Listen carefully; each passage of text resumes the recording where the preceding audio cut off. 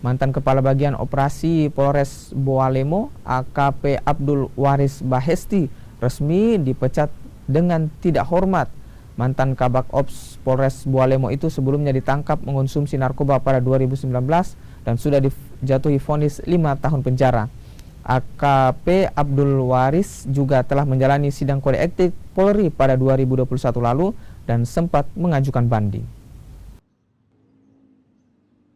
Resmi di PTDH berdasarkan keputusan Kapolri nomor Kep 38 Romawi 1 garing 2023 tanggal 11 Januari 2023. Yang bersangkutan tertangkap pada tahun 2019 silam,